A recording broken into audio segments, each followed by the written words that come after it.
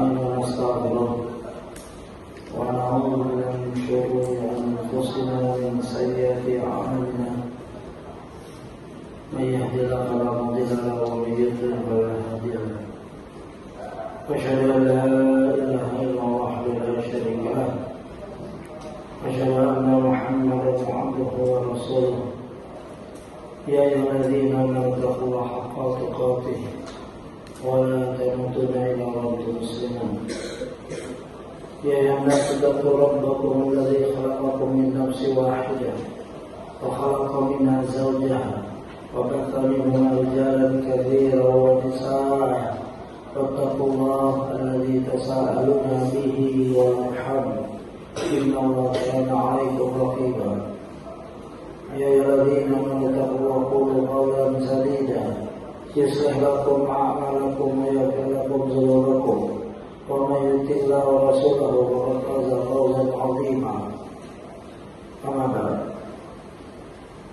فإن أصدق الحديث كتاب الله وخير الهدي هدي محمد صلى الله عليه وسلم وشر الأمور محدثاتها وكل محدثة بدعة وكل بدعة ضلالة وكل ضلالة في النار. Ayol ikhwan rahimani wa rahimakumullah, anak-anakku sekalian, kita lanjutkan kajian kita Sirah Nabawiyah, belajar mencintai garis cinta sejati pada sang Rasul SAW. Buku yang dilengkapi dengan peta-peta, kalau nanti bisa lihat di aplikasi atau beli bukunya, dihiasi dengan berbagai faedah, disertai penjelasan riwayat yang sahih dan yang lemah. Ini ternyata pusat ya di bukunya. Aktualisasi penerapan faedah sirah di zaman sekarang. Penulis Ustaz Firanda berusaha mengaktualisasikan, tahu nggak artinya? Aktualisasi, membawa sirah yang 1400 tahun lebih ke zaman sekarang untuk agar kita bisa berjalan sesuai dengan petunjuk wahyu dan sunnah. Bahasa yang lugas dan mudah dicerna. Ya, ini kitab beliau, susunan beliau. Ya, Rasulullah SAW sosok yang wajib untuk dicintai lebih daripada mencintai ayah, ibu, anak-anak, seluruh manusia, bahkan diri sendiri. Ya, di belakangnya ini yang belum saya bacakan. Kita wajib mencintainya lebih dari orang tua kita, karena Nabi SAW adalah orang yang paling berjasa bagi kita lebih daripada kedua orang tua kita. Dialah yang yang telah berjuang sehingga dimusuhi oleh kabilahnya, karib kerabatnya, bahkan pamannya, lempar hingga wajah berlumuran darah, disematkan sebulan-bulan kehinaan dan ejekan kepadanya, diusir dari negerinya. Yahudi Quraisy dan Arab Badui berkoalisi, bergabung untuk membunuhnya.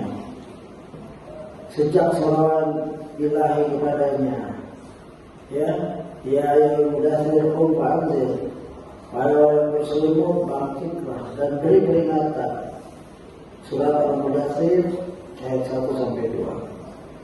Maka pelitihan terus menemaninya, ujian demi ujian, musibah demi musibah, semuanya demi kita, ya, agar cahaya ilahi sampai ke tanah air, sehingga kita bisa meniti jalannya untuk meraih kebahagiaan di dunia dan akhirat.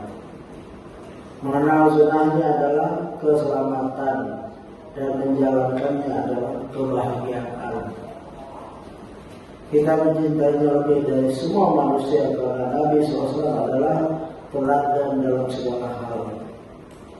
Akhlak termulia, suami terbaik, bapak yang penuh kasih sayang, suami yang paling romantis, seorang sahabat yang setia dalam suka dan duka, sang majikan yang tidak pernah memarahi pembantunya, sang pemberani yang tidak pernah gentar, sang pemimpin yang tegas, ya, namun penyayang, yang terbaik bersikap terhadap musuhnya, sang pemaaf yang tidak menyisakan dendam sedikit pun, sang dermawan, ya, yang tidak pernah menolak orang yang meminta kepadanya.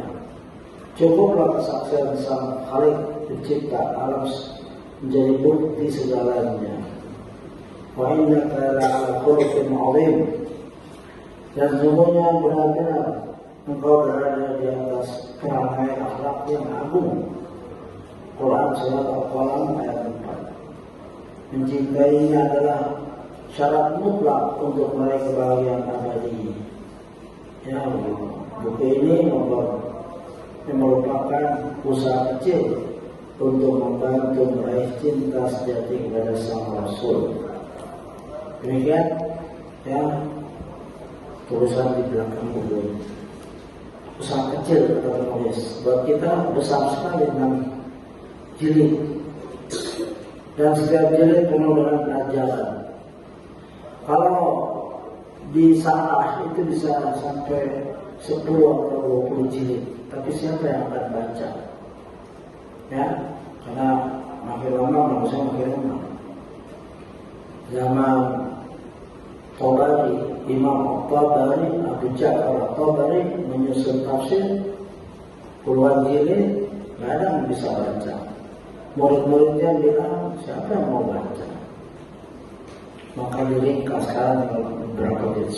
10-11 jilid masa. Ya, begitu.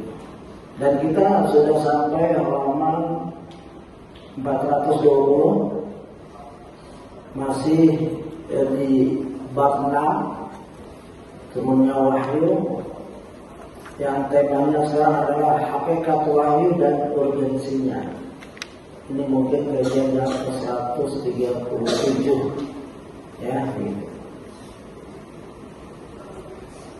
Kita sudah jelaskan kemarin di Masjid Al-Balad tentang beberapa hal di halaman tersebut, di mana sarahnya yaitu untuk menjelaskan setiap kalimat yang Ustaz tuliskan di sini. Dijelaskan bahwa di halaman 420 ya, sampai di mana beliau menulis, namun jika seorang mau merenungkan secara sekilas tentang wahyu yang turun kepada Nabi Muhammad SAW, maka hal itu banyak mengubah pikiran manusia tentang jati dirinya, ya, saudara-saudaranya serta tempat tinggalnya. Jadi kita tak boleh jauh dari wahyu agar kita mengenal jati diri kita, siapa kita sebenarnya menurut Allah pencipta kita, bukan menurut psikologi, ya, atau para ahli kalam atau filsafat.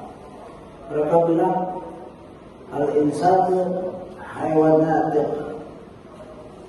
ya, manusia itu hewan, ya, natiq, berbicara atau berpikir dan lain-lain. Hewan itu sebenarnya, ya, itu pikiran-pikiran mereka. Kita mengenal diri kita, ya, sesuai dengan pencipta kita, begitu.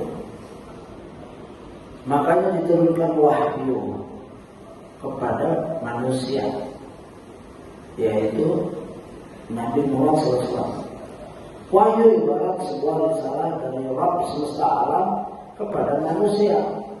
Wahyu seakan-akan risalah itu surat, ya, deklarasi, peringatan, harapan, ancaman, berita gembira dari Rabbul Alamin kepada kita, agar kita hidupnya sesuai dengan apa yang Dia Ya, Rabbul Alamin kehendaki. Risalah itu juga dikirimkan kepada Anda dan siapa saja yang ada di dunia ini. Ya, risalah itu kepada kita semua.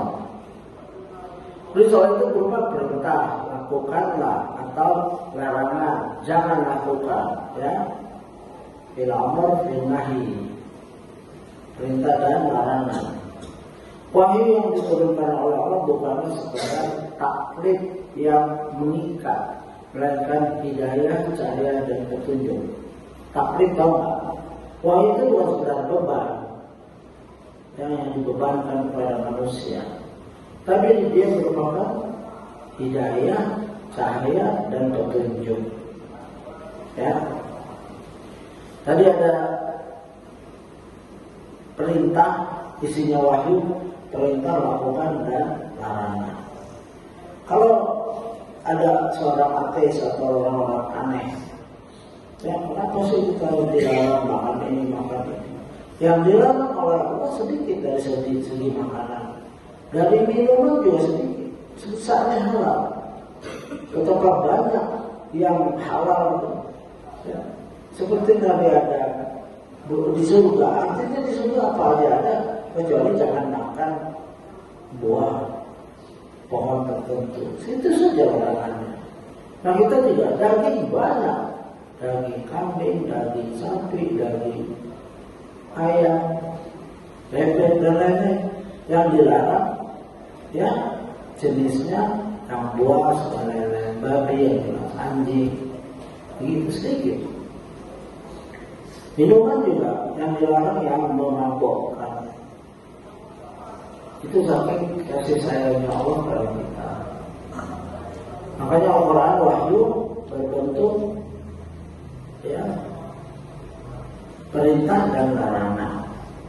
Kalau salah satu nama Al-Quran yaitu Al-Furqan, ya Al-Furqan surat 25, di situ dijelaskan, ya, Tabarakalladzi nazzala al-furqana 'ala 'abdihi liyakuna lil 'alamin nadhira. Maha suci Allah yang telah menurunkan Al-Furqan, Al-Quran kepada hamba-Nya agar dia menjadi pemberi peringatan kepada seluruh alam. Peringatannya apa? Ya, jangan bermaksiat pada Allah, jangan bersyirik, jangan menduakan Allah, menyekutukan Allah. Itu peringatan pertama. Setelah itu jangan menyelisihi Nabi, ya, menentang Nabi. Tiga, jangan berbuat yang dosa besar. Begitu urutannya.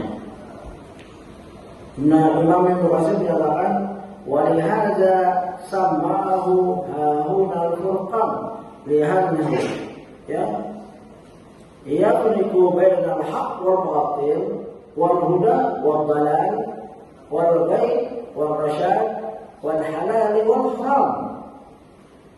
Diturunkannya wahyu, walaupun kita belum sampai situ, tapi Ustaz sudah memulai dengan kalimat-kalimat perintah larangan. Imam Ibnu Qasim menyatakan karena itulah Allah menamakan Al-Furqan, Al-Quran dalam ayat ini dengan Al-Furqan. Al-Quran banyak namanya, salah satunya adalah Al-Furqan. Sebab Al-Quran membedakan antara perkara yang hak, ya, bainal haq wal batil, wal huda wal dalal, antara petunjuk dan kesesatan, wal ghaib wal rasyad, ya, antara jalan yang menyimpang dan jalan yang lurus, serta membedakan antara halal dan haram, wal halal wal haram. Ada manusia kenapa nggak dihalalkan semua? Kalau semua halal, kalau semua boleh, ya berarti nggak perlu Quran, nggak perlu Nabi, kan semua boleh. Atau kalau kita jalan naik berkendaraan, semua lampu merah atau semua lampu hijau, mau kita semua lampu hijau, apakah berjalan? Tidak, bahkan tambah macet. Kalau di perempatan Ya, satu hijau, sini hijau, sana hijau, sini ada bentuk. Begitulah hikmah untuk mempermudah pemahaman. Kalau semua halal, ya, adik-adik, anak-anak sekarang bisa ambil barang orang, kalau ini barangku. Bukan boleh, siapa yang ada halal? Ada orang yang membunuh orang, kan boleh, semuanya boleh. Ada orang bunuh, nggak ada hukum. Begitu Pak yang mereka mau. Nah ini, ya. Jadi Al-Furqan belum diturunkan, tapi Ustaz membawa kita kepada apa yang akan diturunkan, ya. Apa wahyu itu, gitu.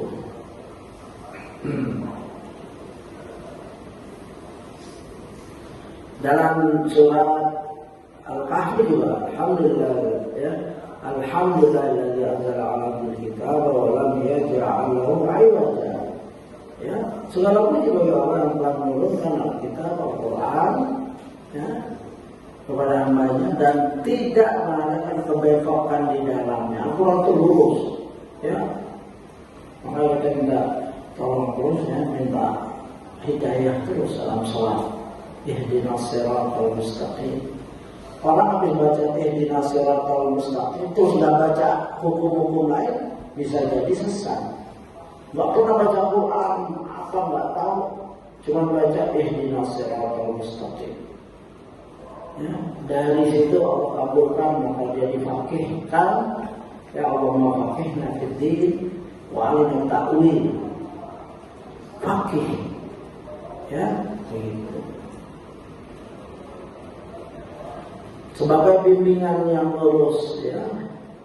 Aywaja qayyiman yunzira ba'san syadidan min ladunhu wa yubashshiral mu'minina alladzina ya'maluna as-shalihat anna lahum ajran hasana makithina fihi abada. Ya. Untuk memperingatkan akan siksaan yang sangat pedih dari sisi Allah dan memberi berita gembira pada orang yang beriman yang mengerjakan amal soleh. Kita ingat hadis sebelumnya, di halaman sebelumnya, bahwa Nabi berdiri di atas bukit Safa lalu menyatakan, ya, kalau aku katakan di belakang kita ini akan ada tentara yang menyerang kita, kau percaya enggak? Ya, kami percaya. Kamu enggak bohong. Aku peringatkan engkau dari azab yang pedih. Oh, kamu membohong, begitu. Itu sifat orang ingkar, nolak. Baik. Wahyu adalah nikmat dan rahmat dari Rabb kita. Ya, kembali ke 420. Allah Jalla yang mengetahui segala alam semesta ini. Zat yang mengetahui segala sesuatu yang terjadi pada masa lalu, yang terjadi pada waktu sekarang, bahkan segala hal yang akan terjadi. Seakan-akan ketika turun wahyu tersebut, Allah berfirman, ya, hendaklah engkau melakukan ini pada saat ini semata-mata untuk kebaikanmu sendiri, dan janganlah melakukan ini dan itu. Setiap engkau mengikuti wahyu yang diturunkan kepadamu, maka engkau akan mendapatkan kebahagiaan di dunia dan di akhirat. Dan setiap kali engkau menyelisihinya, maka engkau akan mendapatkan kecelakaan di dunia dan di akhirat. Gambaran ringkasnya begitu, ya, apa ditulis Al-Ustaz. Yang beliau nggak merinci dari mana beliau mengambil, yang mungkin dari beliau sendiri kata. Jadi buat ini untuk bagian kamu, jangan buat ini untuk bagian kamu dunia dan akhirat. Simpelnya kayak gitu, sederhananya. Semua manusia itu nggak ada merdeka 100%. Kalau kita merdeka dari ideologi, satu ideologi, kita terikat ideologi yang lain. Kalau kita nggak pegang Islam, kita pasti ikut syaitan, itu begitu. Ya, dan semuanya ada aturan. Syaitan punya aturan kalau mau disembah. Kalau kamu mau menyembah saya, ya kasih sesajen, sembah ini, pohon ini, begitu. Bahkan para pesugihan, ya kisah-kisah orang-orang pesugihan tahu, orang ingin kaya, ke gunung, ke pohon, itu kadang-kadang mengorbankan anak istrinya untuk kekayaan. Begitu. Allah tidak perlu pesugihan, tidak perlu dikasih makan dan lain-lain. Kita cukup menyembah Allah untuk selamat. Nah ini penggambaran yang lain. Bisa dibayangkan bagaimana seandainya masing-masing dari kita tersesat seorang diri di padang pasir yang sangat luas. Kita tidak tahu jalan untuk keluar dari padang pasir yang sangat luas tersebut. Sementara kematian terbayang-bayang di mata. Namun tiba-tiba di tengah kegelisahan tersebut kita mendapat seorang yang memberikan petunjuk yang tidak hanya mengantarkan kepada makanan atau minuman saja, tapi kepada tempat yang lebih baik daripada semesta alam ini, dan ia tidak butuh tambahan apapun dari kita. Paham ya? Kita lagi jalan, kalau tersesat di padang pasir, tidak ada petunjuk apa-apa, tidak ada rambu-rambu, tidak ada map Google kemana nih. Begitu pada kita ini. Ya, tiba-tiba datang, ya, di tengah kegelisahan kita kebayang tuh mati. Ya, pernah camping, ya, alam yang pernah camping. Kalau di padang pasir, camping itu masih ada pohonan, ada makanan, minuman. Kalau padang pasir saja, harapannya kematian lebih dekat. Kalau hutan masih ada makanan. Yang pernah camping karena tersesat merasa itu. Karena ada halusinasi, panggilan, ya, begitu. Kita makin mendekat makin jauh itu. Ya. Nah tiba-tiba di tengah kegelisahan tersebutlah dan mendapati seorang yang memberikan petunjuk. Ya. Begitu. Untuk kebaikan dan mendapati makanan. Ini baru sesat di padang pasir. Kesesatan hidup tanpa petunjuk, jika Allah tidak menurunkan Rasul, lebih parah dari padang pasir. Coba orang yang tidak kenal Allah, tidak kenal Rasulnya, mereka mencari uang untuk berzina, berjudi, bahkan mereka menumpahkan darah kalau mencari uangnya. Caranya haram, meruangkannya haram, merusak orang lain, begitu. Inilah fungsi dari Rasul yang kita telah mempelajari beberapa Rasul, dan sekarang kita sedang mempelajari Rasul Ulul Azmi dan ketuanya Ulul Azmi, ya. Orang nabi-nabi yang berpendiri yang kuat, yaitu Nabi Muhammad SAW. Dan beriman kepada Rasul termasuk rukun iman. Gitu. Rasul yang Allah pilih itu bukan main-main, bukan.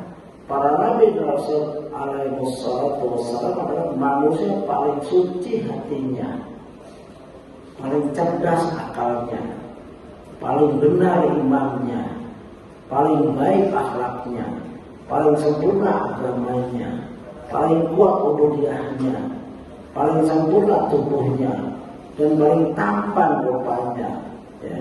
Dan Allah SWT telah mengkhususkan mereka dengan beberapa keistimewaan yang terpenting. Jadi Rasul, terutama Nabi Muhammad SAW yang sedang kita pelajari ini, sempurna dari segi ketampanan, kecerdasan, IQ-nya. Kalau kita boleh bikin IQ paling tinggi ya Rasul. Bukan filosof, bukan Einstein. Albert Einstein katanya berapa itu? 200 tahun. Ya, begitu. Dan itu langsung gurunya Allah, langsung Allah mendidik. Pencipta alam semesta ini mendidik, mudah sekali. Ya, begitu. Salah satu kelebihan Rasul adalah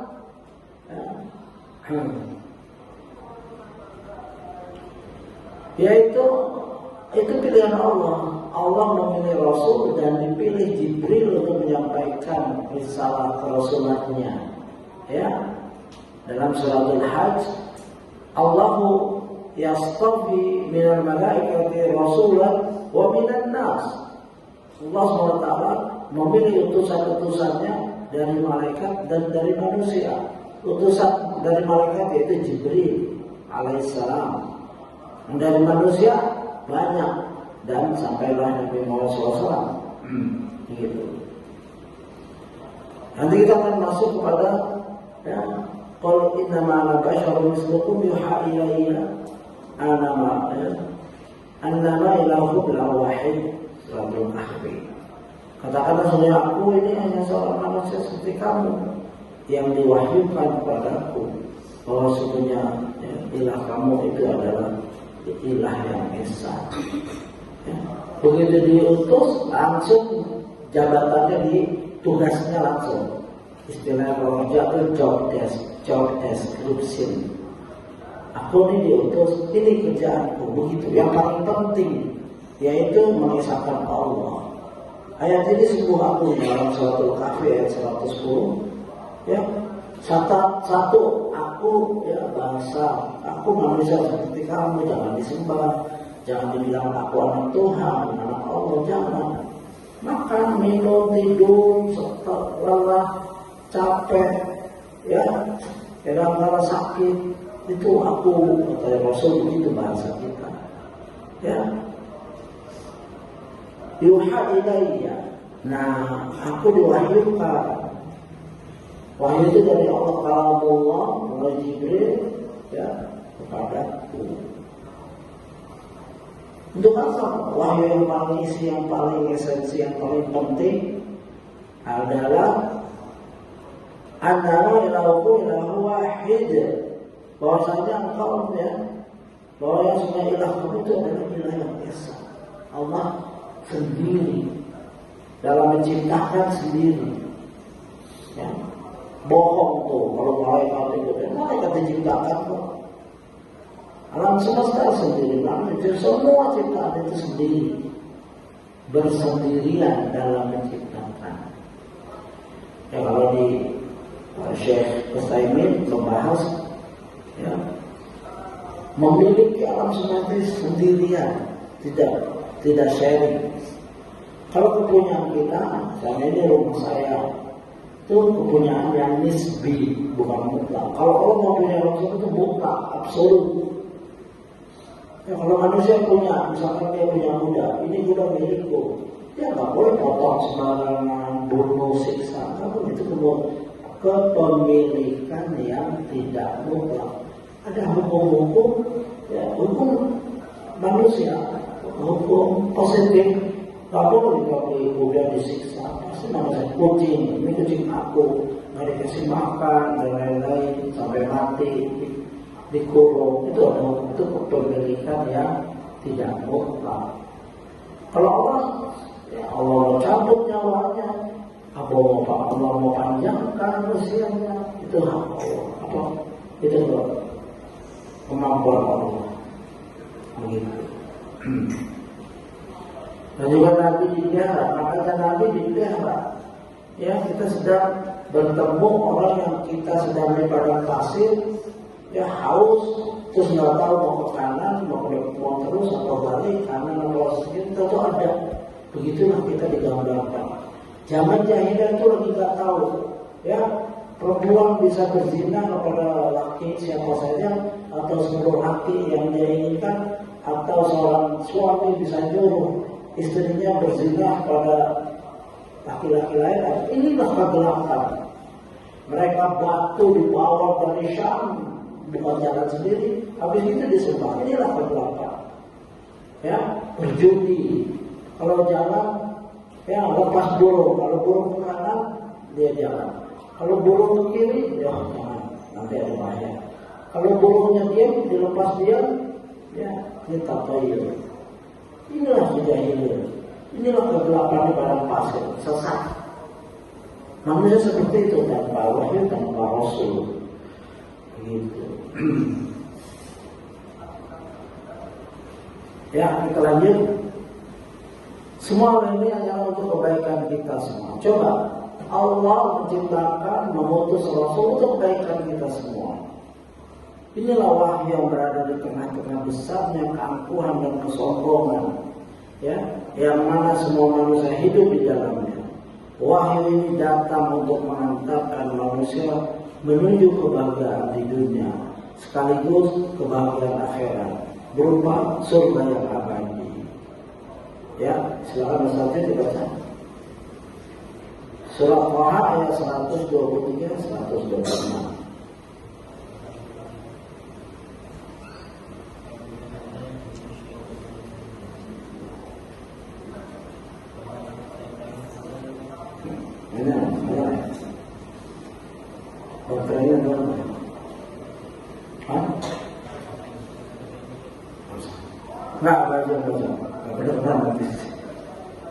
Baik, ayat ini menjelaskan tentang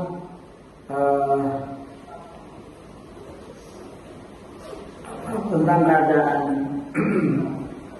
penjelasan tentang fungsinya wahyu. Ya, ayat ini dimulai dari ayat Taha 123, bukan dari Faman Taba, ya, itu yang sudah dipotong oleh Al-Ustaz dalam bukunya. Kalau ayat 123-nya, ya, qala biqul minha jami'an ba'dukum li ba'din adu fa amma ya'tiyannakum minni hudaya faman ittaba hudaya wala yadhillu wala yasqa. Turunlah kamu berdua dari surga bersama-sama, sebagian kamu menjadi musuh bagi sebagian yang lain. Maka jika datang kepada kamu petunjuk daripadaku, lalu ya, barang siapa yang mengikut petunjukku, dia tidak akan sesat dan tidak akan celaka. Jadi ini kisah Adam, Hawa, Iblis diusir dari jannah, lalu dijelaskan nanti mereka akan, ya, istilahnya bertengkar, jadi musuh. Ba'dukum li ba'din adu. Adam akan bermusuhan dengan Iblis, dan turunan Adam nanti juga saling bermusuhan, maksudnya gitu, ya. Tapi ketika nanti fa'in mayatiannakum minni hudai, jika datang kepada kalian petunjuk dariku, yaitu, ya, kalian yang dimaksud adalah anak turunan Adam, kan turun Adam melahirkan anak terus, ya. Jika datang kepada kalian petunjuk dariku, ya, petunjuk ini yaitu kitab yang diberikan oleh Allah melalui para Rasul. Di zaman kita petunjuk kita adalah Quran. Di zaman sebelum kita petunjuk kita adalah Injil, yaitu Nabi Isa. Diturunkan Isa pada Injil, dibawakan Injil pada Nabi Isa alaihissalam. Di zaman Musa Taurat. Di zaman Nabi Daud Zabur, dan seterusnya. Begitu maksudnya. Kita nggak boleh lagi motif-motif Zabur dan lain-lain, kecuali misalkan ada penelitian atau penjelasan kesesatan atau kesalahan, ya. Faman ittaba'a hudaya wa yadhillu wa la yasqa. Maka ketahuilah, barang siapa yang mengikuti petunjukku, dia tidak akan sesat dan tidak akan sengsara, yaitu akan bahagia dunia akhirat, ya. Jadi orang yang di padang pasir ini kita, tanpa petunjuk kita nggak tahu mau ke depan, mau ke belakang, mau ke samping, kanan, kiri, kita sesat, ya, nggak tahu. Sampai datang orang, mau pulang ya, sini saya tahu di tengah padang pasir. Satu orang nunjukin kita pulang atau ke tempat yang aman, gitu. Dan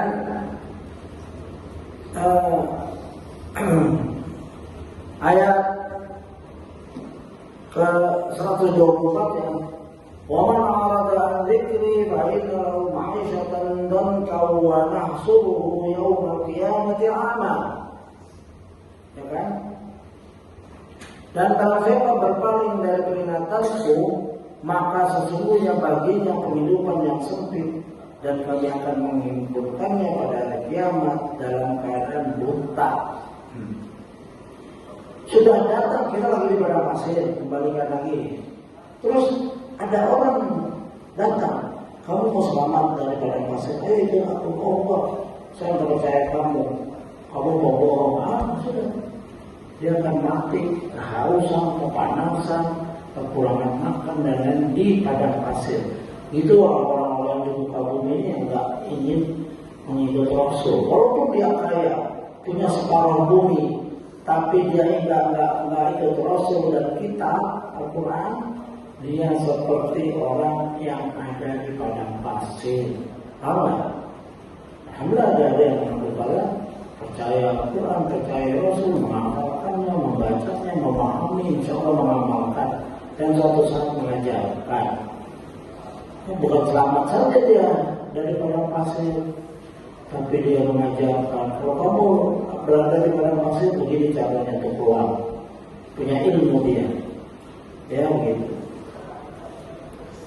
Orang an dzikri, dan barang siapa berpaling dari peringatanku yaitu Al-Quran, aina lahu ma'isyatan danka, maka sungguh baginya kehidupan yang sempit.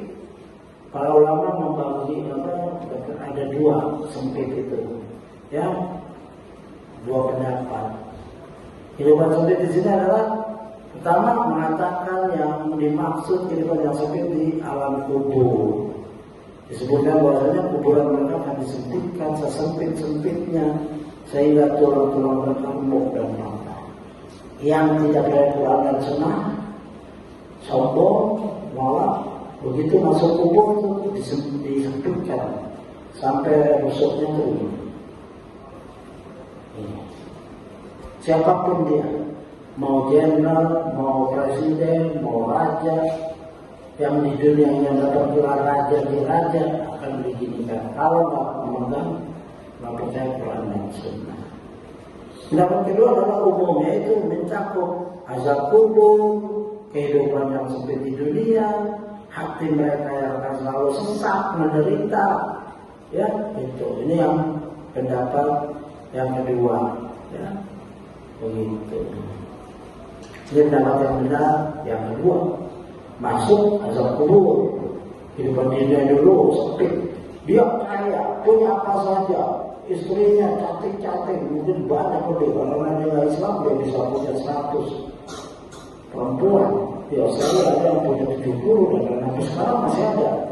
Ya laki-laki punya istri, istilahnya pasangan hidup.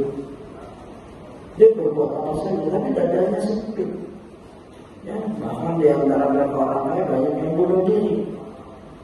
Ini pendapat yang kedua, sesak, ya, hidupnya sempit, dikubur nanti disempitkan. Ya, begitu. Ini yang pendapat yang benar.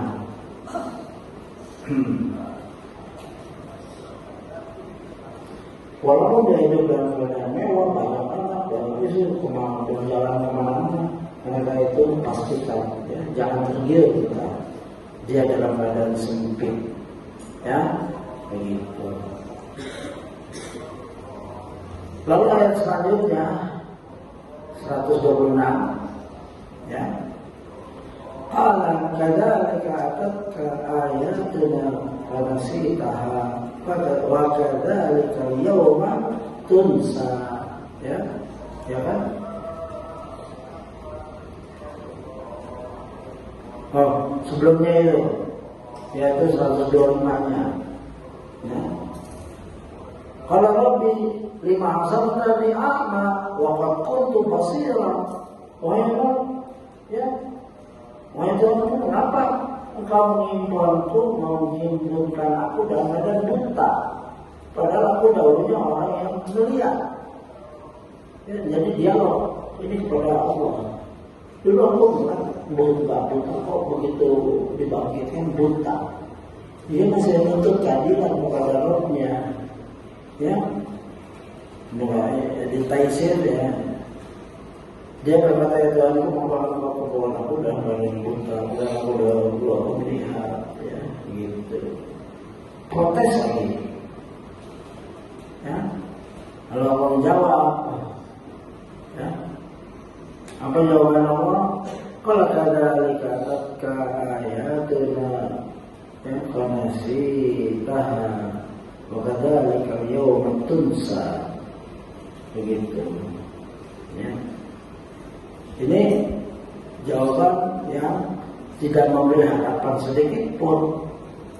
Jawaban yang ya sudah, kamu dulu yang melupakanku, maka sekarang kau diacuhin, ya, begitu.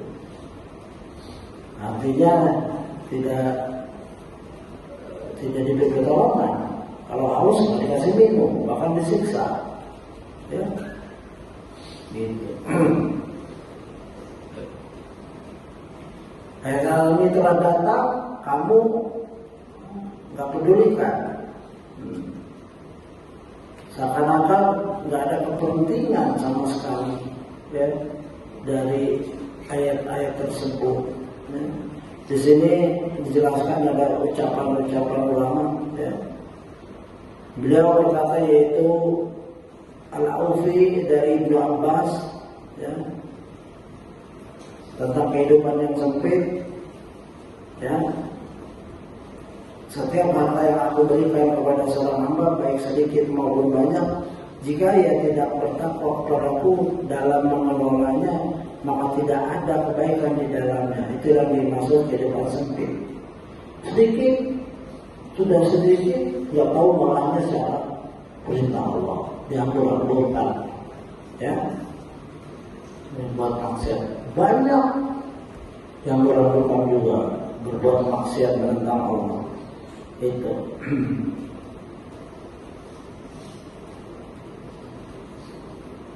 Jadi dikatakan juga inna qauman ya udillana ma'aradu 'anil haqq wa kanu fi sa'atin min ad-dunya mutakabbirin wa kana ma'isyatuhum dhankan. Jadi katakan pula ada suatu kaum yang sesat, berpaling dari kebenaran dan hidup dalam kelapangan dunia dan kesombongan, namun kehidupan mereka tetap sempit. Ya, kalau di Australia itu kita nganggur dikasih 30 juta, 20 juta sebulan, karena mereka nggak tahu cara gunain duitnya, minum-minum, tidur di jalan-jalanan. Ya, setiap teman naik sepeda, kalau mau sholat, isya, masuk dalam kecil, di situ banyak orang tidur, hampir melindes, mati sedang mabuk, ya, suku asli. Karena suku asli nggak ada pendidikan, tapi tiap bulan dapat duit. Padahal kalau di sini itu udah bisa punya rumah, punya istri, punya bisnis, 20 juta sebulan, nganggur, dihabiskan ke minum-minum, ya hampir ketabrak. Itulah gambaran, ya, kalau orang tidak dapat hidayah, hidupnya sempit, gitu. Atau coba lain, wa idza kana 'abdu yukadzibu billah wa yusi'u dhanna bihi, ya, wa tat'awnu siqatuhu bihi istadat alaihi ma'isyatuhu fadzalika dhanka. Ini penting banget kita mengetahui kehidupan seperti itu apa, ya. Apabila seorang hamba mendustakan Allah, berburuk sangka kepadanya, buruk sangka lagi, mendustakan Allah, berburuk sangka dan lemah kepercayaan kepadanya, cara minta tolong kepada Allah, cara berdoa. Ya, kalau aku doa kabulkan, bahkan dia nggak yakin Allah itu memiliki alam semesta, memberi rezeki, maka kehidupannya akan terasa berat. Itulah kehidupan yang sempit. Banyak sekali definisi, ya, kehidupan yang sempit dan lain-lain dari tafsir. Dan yang disebut ma min rajulin qara al-Qur'an thumma nasihu illa laqiyahu yawmal yalqahu wa huwa ajlam. Nah, ini ada perkataan di dalam suatu ya yang artinya silakan nanti yang bisa dicari. Tidaklah seorang membaca Al-Quran lalu melupakannya kecuali ia akan bertemu Allah pada hari ia bertemunya dalam keadaan terputus kehormatannya. Hati-hati ya, jangan mudah-mudah melupakan apa yang kamu sudah lakukan ya gitu.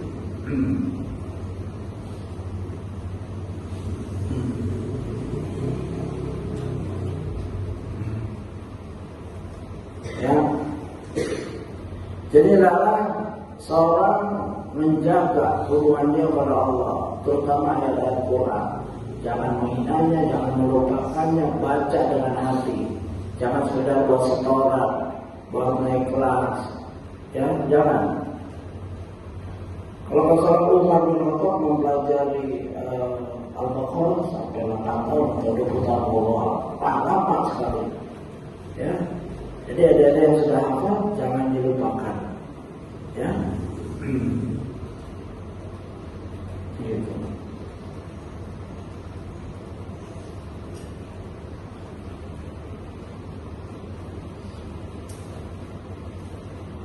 Ada ucapan lain juga dari Mujahid ya.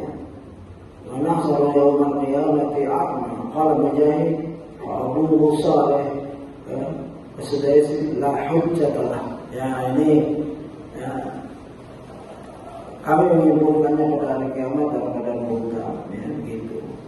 Ya tidak memberikan dasar pembelaan. Artinya nggak bermanfaat hidupnya. Ya. Ada yang bilang nanti memang di akhirat bangkit dan orang buta benar secara fisik. Gitu. Ya silakan. Kalau dipelajari lagi tafsirnya mungkin Ustaz Jun bisa memberi tafsir khusus untuk ini karena penting sekali. Makanya Ustaz taruh di pemahaman di kitabnya. Ya, semua ayat penting, tapi ayat itu ada berhubungan dengan tema temuan. Ya, tinggal kita kembangkan sendiri dari tafsir begitu. Jadi nanti orang-orang yang melupakan Allah di dunia, Allah akan tidak peduli dengannya di akhirat kelak. Mau minta apa, mau minta keringanan. Kalau di dunia seorang dihukum gantung atau hukum mati, dia tiap tahun minta gerasi, keringanan dari presiden. Tolong saya jangan dihukum mati, ya karena presiden kasih. Ya. Begitu. Kalau ini orang-orang yang sudah jauh dari Allah, nggak ingat Allah dan lain-lain, melupakan Allah, ya, maka dia akan dilupakan, ya, gitu. Dia akan dibalas bagaimana perkataan al-jazau min jinsil amal. Amalan sesuai dengan balasan sesuai dengan amalannya. Di dunia yang nggak pernah tahu Quran, bahkan ada yang membakar Quran, tahu tuh di akhirat nanti mau masuk jannah, aneh, gitu. Begitu Allah alam, kita cukupkan di situ. Dan ya, artinya wahyu telah datang kepadamu, tapi engkau melupakannya. Ini juga bisa membahas sebenarnya, ya. Melupakannya. Engkau mendengar, tapi engkau tidak ikhlas mengikutinya. Dengar, bahkan orang-orang yang di pelosok pun sudah banyak dengar Quran, karena Quran ini sudah disebar melalui audio, ya, medsos dan lain-lain. Tapi ada untuk melecehkan, ada untuk mencari kesalahan. Ya. Allah Jalla juga berfirman, qala kadzalika atatka ayatuna fanasitaha wa kadzalika al-yawma tunsa. Allah berfirman, demikianlah telah datang pada ayat kami, maka kamu melupakannya, dan begitu pula pada hari ini kamu pun dilupakan. Bukan Allah punya sifat pelupa, itu kalau suatu sifat yang tidak pantas untuk Allah. Allah sengaja melupakan, yang nggak dihawil, karena nggak dicuekin, ya dicuekin orang itu, ya alhamdulillah. Betapa beratnya wahyu yang Allah jalla turunkan kepada Nabi Muhammad SAW. Barang siapa yang mengikuti wahyu tersebut, maka dia tidak akan sesat dan tidak akan celaka di dunia dan akhirat. Barang siapa yang enggan mengikuti wahyu tersebut, maka ia akan mendapatkan kehidupan yang sempit dan pada hari kiamat akan dikumpulkan dalam keadaan buta. Ya. Lalu orang yang buta gimana? Itu buta fisik di sini beda. Ya. Bahkan salah satu buta itu pengganti ya, jannah. Ini orang buta seperti ulama dan lain-lain beda. Ya, di akhiratnya kok jelas, di jannah nggak ada orang cacat. Walaupun di dunia dia cacat, muda lagi, ya, ganteng, tingginya sama, ganteng sekali. Ya, walaupun dulu di dunianya buta, cacat dan lain-lain. Begitu. Diriwayatkan dari Jabir bin Abdullah Al-Ansari radhiyallahu anhu berkata, sudah bisa tidak? Mungkin belum. Oke, kita baca sama-sama pelan-pelan ya. Saya sudah berputar di sini. Ini ada hadis. Coba dilihat baik-baik di gambarnya. Sudah ada kan? Ya, hadis. Diriwayatkan dari Jabir bin Abdullah Al-Ansari radhiyallahu anhu. Ini ra'aitu fi manami ka'anna Jibrila 'inda ra'si wa Mika'ila 'inda rijli yaqulu ahaduhuma li sahibihi idrib lahu mathalan faqala isma' sami'at udhun wa aqil qalbu. Ya, ini hadis dari Jabir. Hadis ini dari Tirmidzi dan sanadnya disahihkan oleh Albani. Hadis saya ya begitu. Dua malaikat ini yaitu Jibril dan Mikail. Yang tadi disawi itu lahu masalah. Qala isma sami'a uzunuka waqil akal. Ya. Pada suatu hari Rasulullah SAW keluar menemui kami. Beliau bersabda, semuanya aku bermimpi seakan-akan Jibril berada di sisi kepalaku, sedangkan Mikail berada di sisi kedua kakiku. Salah satu dari keduanya berkata kepada yang lain, buatlah perumpamaan baginya. Dia berkata, dengarkanlah, pasti telingamu mendengar, dan pahamilah, pasti hatimu memahami. Ingat, 3 fasilitas dalam menuntut ilmu, dalam menerima kebenaran, dalam berkata. Ya, 3, yaitu pendengaran, penglihatan, dan akal. Bagaimana saya sudah jelaskan ya di video yang lalu, bahwasanya orang tak boleh ngomong sembarangan karena semua itu akan ditanya oleh Allah. Wala taqfu ma laysa laka bihi 'ilm inna sam'a wal basara wal fu'ada kullu ulaika kana 'anhu mas'ula. Ya, janganlah kamu mengikuti apa yang kamu tidak punya pengetahuan ya tentangnya. Sungguhnya pendengaran, penglihatan, ya, dan hati itu semuanya akan ya, kita bertanggung jawabannya dalam surat Al-Isra surat 17 ayat 36. Jadi kamu sembarangan. Itu fasilitas ilmu, ya, yaitu apa? Penglihatan dan sisi juga telingamu, ya, dengarkanlah telingamu, dan di sini juga kedua, yaitu hatimu. Kalau fasilitas 3, ini apa?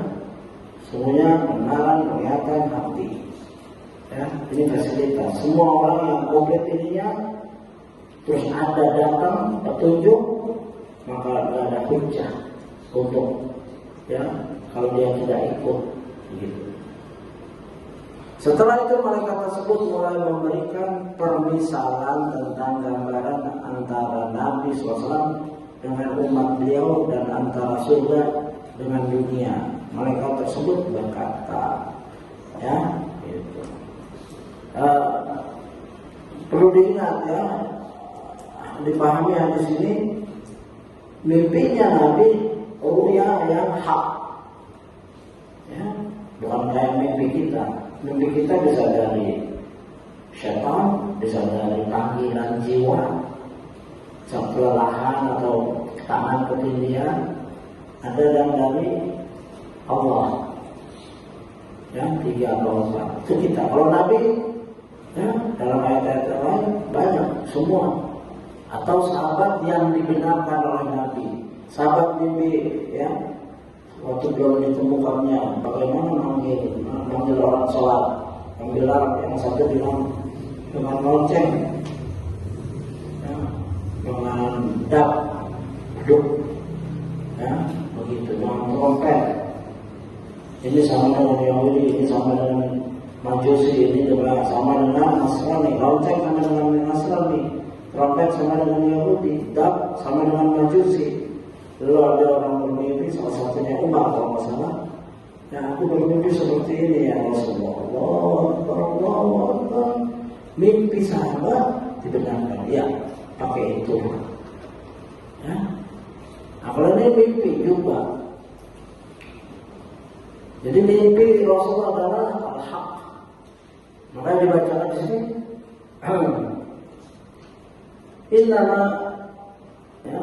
Innama masaluka wa masal ummatika kamasal malikin ya istaza da'aran summa bana fiha baitan summa ja'ala fiha ma'idatan summa ba'asa rasulan yada'u nasa ila ta'amih.